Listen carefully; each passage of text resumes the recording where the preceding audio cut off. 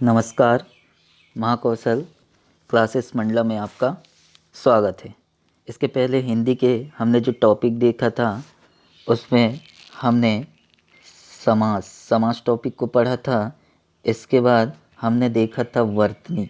आज का जो टॉपिक है वह है आपका शब्द रूप। क्या है दोस्तों? शब्द रूप। तो इस प्रकार से हम देखेंगे कि इस टॉपिक से एग्ज़ाम में कैसे क्वेश्चन आते हैं। तो सबसे पहले हम देखें कि शब्द रूप क्या होता है। तो ध्वनियों के मिलने से बनने वाली सार्थक समुदाय। ध्यान रखिएगा, ध्वनियों से मिलकर दोस्तों आपको पता होता है कि वर्ण बनता है और वर्ण मिलकर आपस में शब्द का क्या करते हैं? निर्माण करते हैं। तो ध्वनियों के मिलने से बनने वाली सार्थक समुदाय शब्द कहलाते हैं। शब्द कभी स्वयं और कभी दूसरों के साथ मिलकर अपना अर्थ व्यक्त करते हैं। समानता शब्द दो प्रकार के होते, ध्यान रखिएगा ये बात। समानता शब्द कितने प्रकार के हैं यदि आपसे पूछे तो एक है सार्थक और दूसरा है निरर्थक। सार्थक शब्द जैसा कि आपको पता होना चाहिए जिनका अर्थ निकलता है। सार्थक मतलब जिनका अर्थ निकलता है। सा मतलब सहित और अर्थ मतलब जिनका अर्थ निकलता है। जबकि निरर्थक शब्दों का समूह का कोई अर्थ नहीं निकलता है। यदि आपसे पूछे एग्जामिनर समानता शब्द के कितने प्रकार होते हैं? दो, पहला सार्थक और दूसरा निरर्थक। नेक्स्ट देखते हैं उदाहरण के साथ कि यदि पूछे, जैसे अपन देखें कि पानी और वाणी में सार्थक शब्द है हमारा पानी। जैसे चाय और वाय में सार्थक शब्द की बात करें तो चाय है। यह पानी तथा चाय का तो सीधा अर्थ निकलता है, ध्यान रखिएगा, पानी और चाय का सीधा अर्थ निकलता है, जबकि वाणी एवं वाय का कोई अर्थ निकलता नहीं है। फिर हम देखते हैं कि यह भी बहुत इम्पोर्टेंट है दोस्तों कि उत्पत्ति के अनुसार शब्द रूप। ध्यान रखिएगा, सीधा एग्जामिनर क्वेश्चन कर सकता है कि उत्पत्ति के अनुसार शब्द रूप। तो उत्पत्ति की दृष्टि से शब्द के कितने रूप होते हैं यह क्वेश्चन बनेगा। तो शब्द कितने प्रकार के होते हैं? चार। पहला होता तत्सम, दूसरा तद्भव, तीसरा देशज शब्द और चौथा विदेशज शब्द। विदेशज शब्द हमारी भाषा में कहाँ से आए हैं? तो ध्यान रखिएगा, समय समय पर हमारे भारत में जितने लोगों ने राज्य किया है, जैसे अंग्रेज लोग आए तो यहाँ पर अंग्रेजी शब्द यूज़ होने लगे। हमारे यहाँ मुसलमान आए तो यहाँ पर फारसी शब्द यूज़ होने लगे। और तीसरा हमारे यहाँ पर सबसे पहले तो आया था पुर्तगाली। कौन आए थे? पुर्तगाली। ये 1498 में आए थे, आपको पता होना चाहिए, वास्को डी गामा। तो कहीं ना कहीं हमारी हिंदी भाषा में पुर्तगाली शब्द भी यूज़ होने लगे। तो इस प्रकार से हम देखेंगे कि तत्सम शब्द कौन से होते हैं, तद्भव शब्द कौन से होते हैं, देशज शब्द कैसे होते हैं। देशज शब्द मतलब जिनकी उत्पत्ति का कोई आधार होता ही नहीं, ये अपनी भाषा के सरलता और सहजता के कारण बोले जाने लगे हैं, तो ऐसे शब्द कहलाते हैं देशज शब्द। फिर फर्स्ट हम देखेंगे कि तत्सम शब्द क्या होते हैं। ध्यान रखिएगा, हिंदी में प्रयुक्त होने वाले संस्कृत भाषा। ध्यान रखिएगा, हिंदी भाषा की उत्पत्ति किससे हुई है? संस्कृत भाषा से। तो हिंदी में प्रयुक्त होने वाले संस्कृत भाषा के मूल शब्द को क्या कहलाते हैं? तत्सम। संस्कृत भाषा के मूल शब्द, ध्यान रखिएगा, तत्सम कहलाते हैं। तत्सम का अर्थ होता है उसके समान। सम मतलब क्या होता है? समान। और तत् होता है उसके। तो तत्सम का अर्थ होता है उसके समान, अर्थात ज्यों का त्यों। तत् तस्य उसके, अर्थात संस्कृत के समान होते हैं।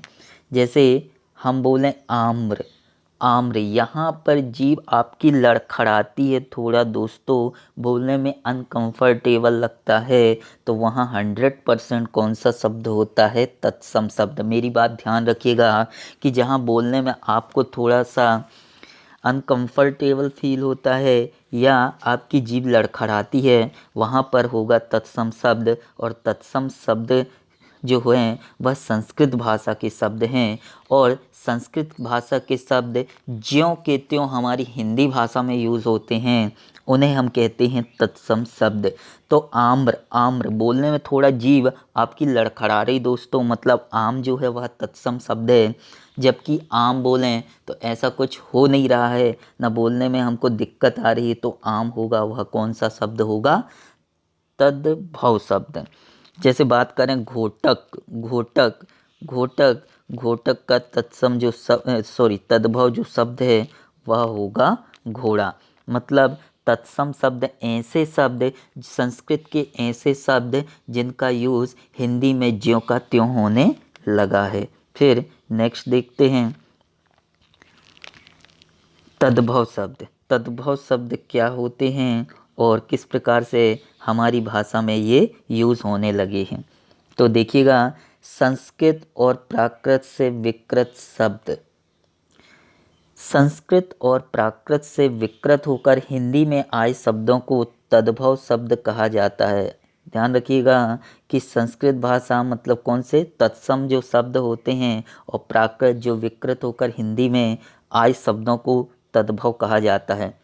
तत् धन भव का अर्थ है उससे, अर्थात संस्कृत से उत्पन्न।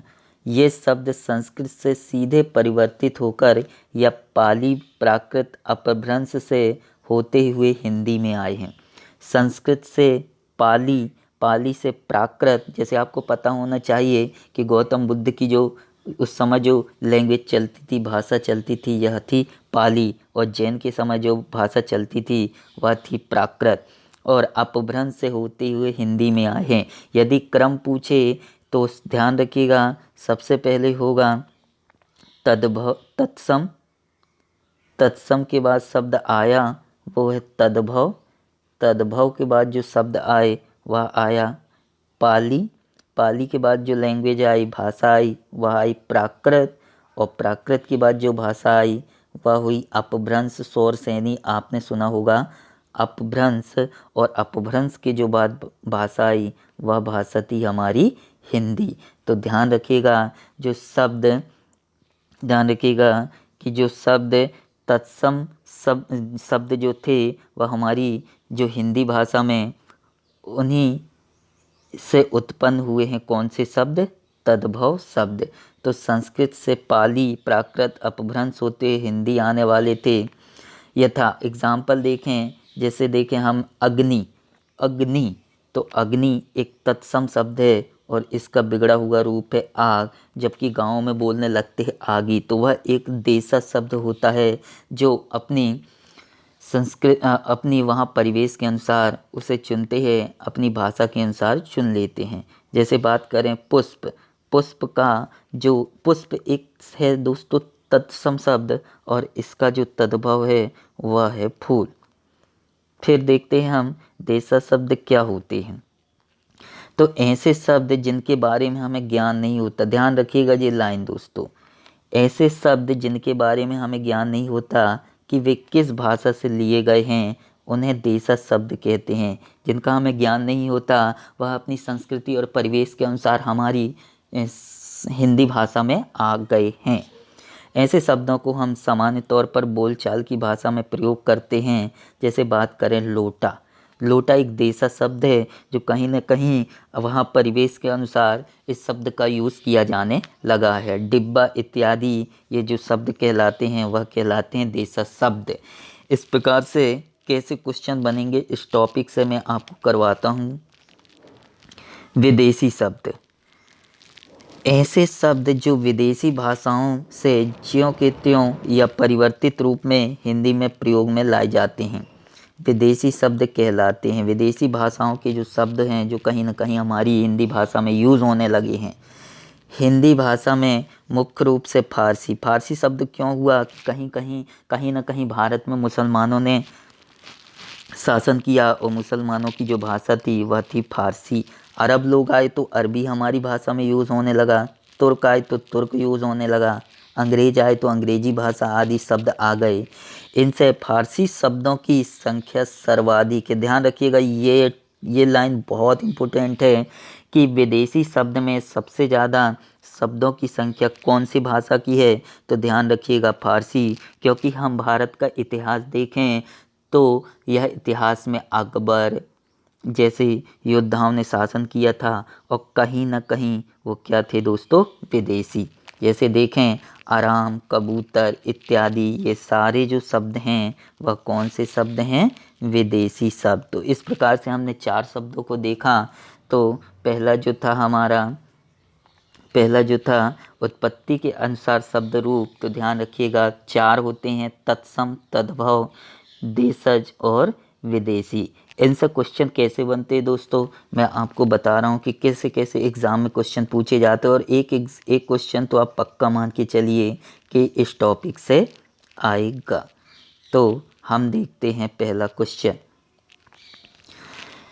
खाना वाना में कौन सा निरर्थक शब्द है? खाना और वाना में कौन सा निरर्थक शब्द है? तो आपको चुनना बड़ा आसान होगा। खाना का अपना एक सार्थक अर्थ होता है, जबकि निरर्थक शब्द की बात करें मतलब जिनका कोई अर्थ नहीं होता है। जैसे हम बोलते हैं खाना वाना ले आओ, चाय वाय ले आओ, तो वहाँ वो बाना शब्द यूज़ हुआ है, वह कौन सा शब्द है, निरर्थक शब्द। इस प्रकार से हमारा जो जवाब होगा वह होगा ऑप्शन नंबर बी। नेक्स्ट देखते हैं। जैसे देखें वाना निरर्थक शब्द है, जिन शब्दों का अर्थ नहीं निकलता निरर्थक शब्द कहलाते हैं। अब हमने दूसरा शब्द सुनना है, सार्थक शब्द को पहचानिए। सार्थक शब्द ऐसे शब्द जिनका अर्थ निकलता है कहलाते हैं क्या, सार्थक शब्द। अब यहाँ पर चुनना बड़ा ही आसान। वीणा कोई ऐसा सार्थक शब्द है नहीं, वाना भी नहीं है, वाय भी नहीं है, तो यहाँ पर सार्थक शब्द जो होगा वह ऑप्शन नंबर डी में है, दाना। वही हमारा क्या होगा, आंसर होगा। नेक्स्ट क्वेश्चन देखते हैं। उत्पत्ति, जैसा कि मैंने आपको बताया था पढ़ाते समय, उत्पत्ति की दृष्टि से शब्द के कितने रूप होते हैं? ध्यान रखिएगा दोस्तों, उत्पत्ति की दृष्टि से शब्द के कितने रूप होते हैं? तो आपका जवाब होगा उत्पत्ति की दृष्टि से शब्द के 4 रूप होते हैं, जैसा कि अभी हमने देखा। तो ये 4 रूप कौन कौन से हैं? तद्भव, तत्सम, विदेशज और विदेशज शब्द हैं। तत्सम, तद्भव, देशज और तथा विदेशज। नेक्स्ट क्वेश्चन देखते हैं। किसी भाषा के मूल शब्द को क्या कहते हैं? ध्यान रखिएगा, किसी भाषा के मूल शब्द को क्या कहा जाता है? तो किसी भाषा के मूल शब्दों को क्या कहा जाता है दोस्तों? तत्सम कहा जाता है। नेक्स्ट क्वेश्चन देखते हैं। तत्सम शब्द का चयन करें। ध्यान रखिएगा, तत्सम शब्द का चयन करें। तो इसमें घोटक, घड़ा, घर और घी, इसमें आपको बताना है कि जो हमारा तत्सम शब्द है वह कौन सा है, तत्सम शब्द कौन सा है। तो यहाँ पर तत्सम शब्द की हम बात करेंगे। कौन सा शब्द दोस्तों? तत्सम शब्द की बात करें तो यहाँ पर हमारा तत्सम शब्द होगा घोटक। क्या होगा? घोटक। नाम से ही स्पष्ट है। और घोटक का मतलब होता है घोड़ा। घोटक का यदि आपसे पर्यायवाची में बोले कि घोटक शब्द का अर्थ क्या होता है, तो आपका जवाब होगा घोटक। तो यहाँ पर हमारा जो आंसर जाएगा वह ऑप्शन ए के साथ जाएगा। तद्भव शब्द, तद्भव शब्द जैसा कि अभी हमने पढ़ा था कि तद्भव शब्द क्या कहलाते हैं। पहला ऑप्शन देखें, जो संस्कृत से विकृत होकर हिंदी में आए हुए हैं। जो संस्कृत से विकृत होकर हिंदी में आए हुए हैं वही शब्द तो क्या कहलाते हैं?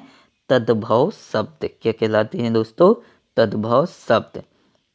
नेक्स्ट क्वेश्चन देखते हैं।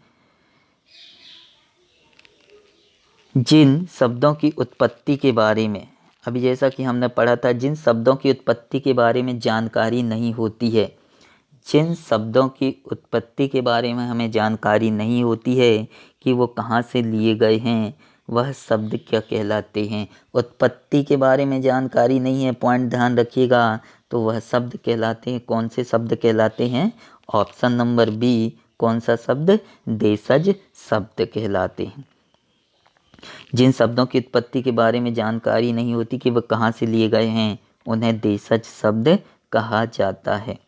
तो इसमें बोला है नेक्स्ट क्वेश्चन, ऐसे ही क्वेश्चन आते हैं दोस्तों एग्जाम में, ऐसे ही सेम क्वेश्चन आते हैं, इसी पैटर्न में आते हैं। तो देखें देशज शब्द कौन सा है, तो यहाँ पर देखें कमल, लोटा, हाथ, पैर। तो यहाँ पर जो देशज शब्द जिसकी उत्पत्ति के बारे में पता नहीं होता है, वहाँ की संस्कृति और परिवेश के अनुसार लोग उसे बोलते हैं, तो वह हमारा जो शब्द होगा वह ऑप्शन नंबर सी के साथ जाएगा, लोटा। क्या होगा दोस्तों, लोटा एक कौन सा शब्द है, देशज शब्द है। नेक्स्ट क्वेश्चन देखते हैं कि विदेशी भाषा से हिंदी भाषा में, जैसा कि हमने अभी पढ़ा है दोस्तों, सर्वाधिक शब्द किस भाषा से लिए गए हैं। बहुत ही इंपॉर्टेंट क्वेश्चन है, ध्यान रखिएगा। सर्वाधिक शब्द कौन सी भाषा से लिए गए हैं, तो हमारा जवाब होगा फारसी भाषा से लिए गए हैं। नेक्स्ट क्वेश्चन देखते हैं, आराम।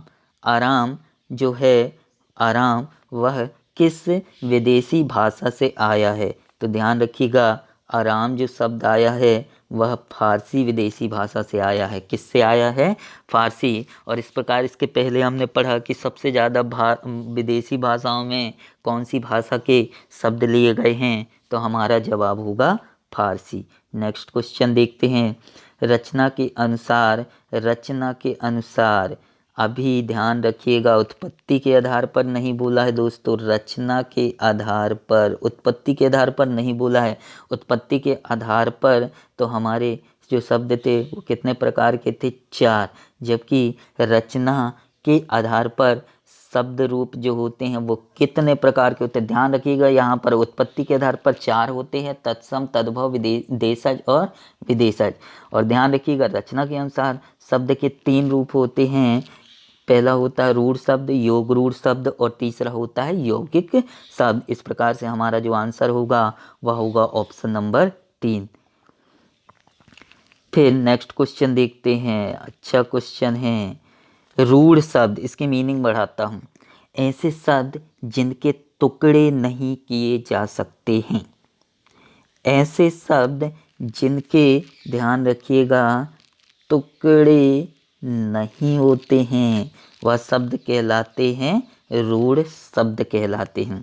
जैसे फर्स्ट ऑप्शन है विश्व भर, तो विश्व भी है भर भी है, दोनों की अपनी मीनिंग है, मीन्स यह रूढ़ शब्द होगा नहीं।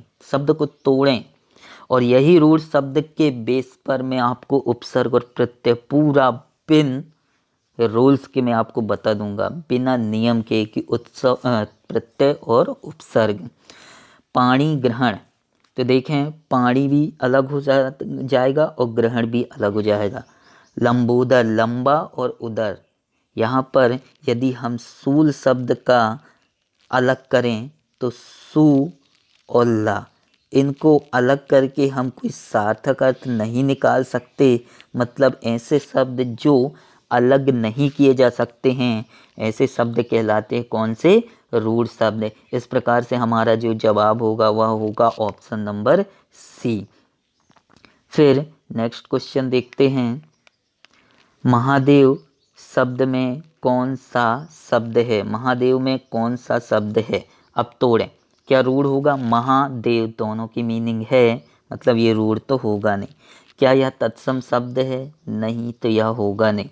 तो ऑप्शन के साथ देखें कि यदि हम तोड़ें महा और क्या है देव, रूढ़ होने के चांस बिल्कुल नहीं है, तत्सम होने के चांस बिल्कुल नहीं है। अब आपको कन्फ्यूज़न होगा कि यौगिक शब्द और योग रूढ़ शब्द क्या कहलाते हैं। जैसा कि अभी आएगा तो मैं आपको बताऊंगा कि योग रूढ़ क्या कहलाते हैं। तो यहाँ पर देखें महादेव यौगिक शब्द है, देखिएगा डिस्क्रिप्शन दोस्तों, महादेव कौन सा शब्द है, यौगिक शब्द है। यह 2 खंड शब्दों महादेव से मिलकर बना है, जिनके अलग अलग क्या हैं, सार्थक खंड हैं। इस प्रकार जो हमारा आंसर होगा वह होगा ऑप्शन नंबर ए।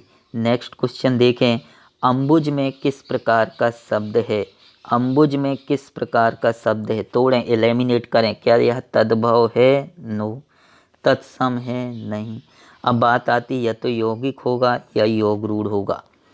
तो अम्बुज योग रूढ़ शब्द है। अम्बुज का यदि हम विच्छेद करें तो अम्बु धन जा, अर्थात पानी में जन्म लेने वाला। यह पूछ सकता है कि अम्बुज का अर्थ क्या होता है, पानी में जन्म लेने वाला।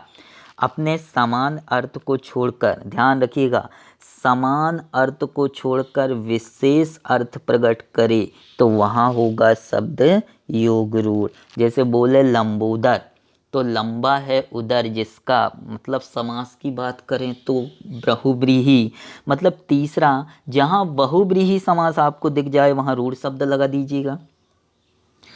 और दो शब्दों से मिलकर बने होते हैं वह शब्द होते हैं यौगिक। जैसे आपने पढ़ा होगा केमिस्ट्री में तत्व यौगिक और मिश्रण, इसी प्रकार से यौगिक एक निश्चित अनुपात में मिलेगा।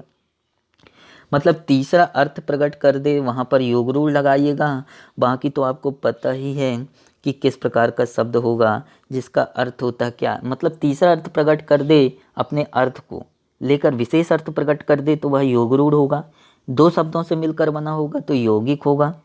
तत्सम शब्द और तद्भव, इससे तो आप जानते ही हैं कि संस्कृत के जो शब्द होते हैं वो ज्यों के त्यों हिंदी में यूज़ होने लगे तो तत्सम, और यही तत्सम शब्द को विकृत होकर जो शब्द बनते हैं वह क्या कहलाते हैं, तद्भव शब्द कहलाते हैं।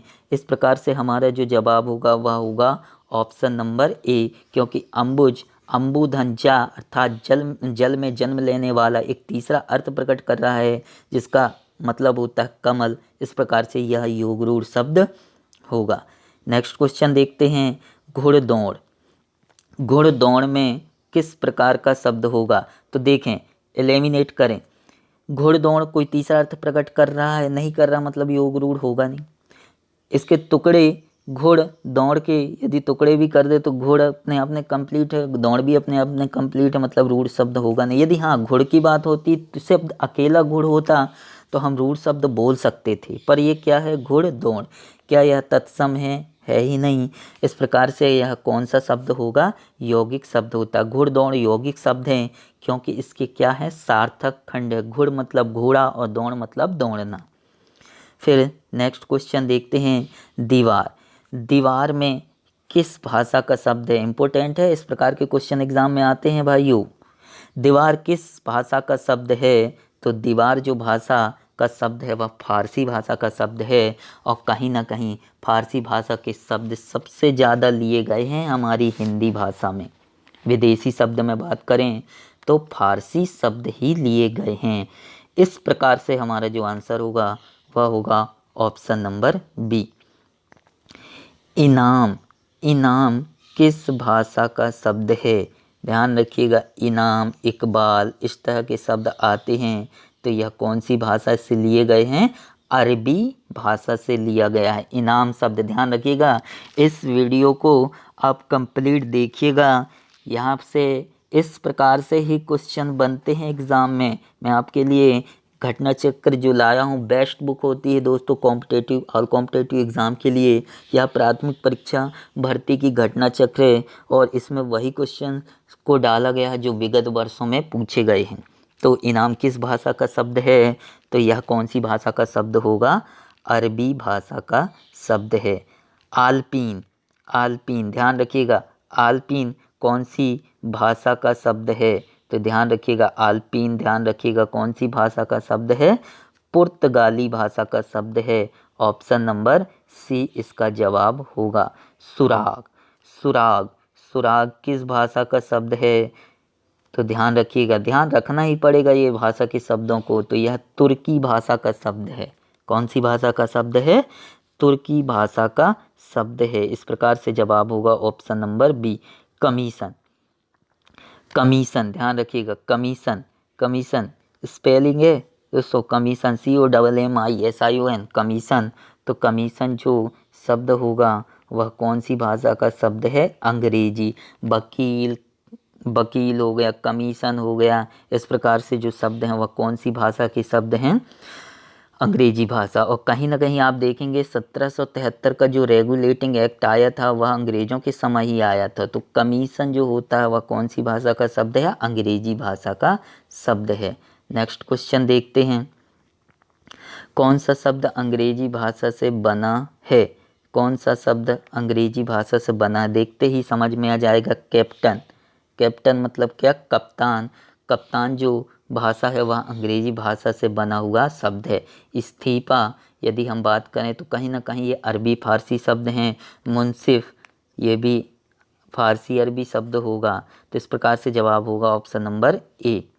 फिर नेक्स्ट क्वेश्चन देखें, चाबी कौन सी भाषा का शब्द है? ये क्वेश्चन आते दोस्तों, ध्यान रखिएगा, डायरेक्ट ध्यान रख लो आप तो रिवीजन कर करके कि चाबी किस भाषा का शब्द है। तो हमारा जवाब होगा पुर्तगाली भाषा। आलपीन, चाबी इस प्रकार के शब्द पुर्तगाली भाषा के आए हुए हैं। फिर नहर किस भाषा का शब्द है? ध्यान रखिएगा, नहर नहर ध्यान रखना ही पड़ेगा दोस्तों, नहर एक अरबी भाषा का शब्द है। किस भाषा का शब्द है? अरबी भाषा का शब्द है। सेलेक्टेड क्वेश्चन हैं जो एग्ज़ाम में कहीं ना कहीं पूछे जाएंगे।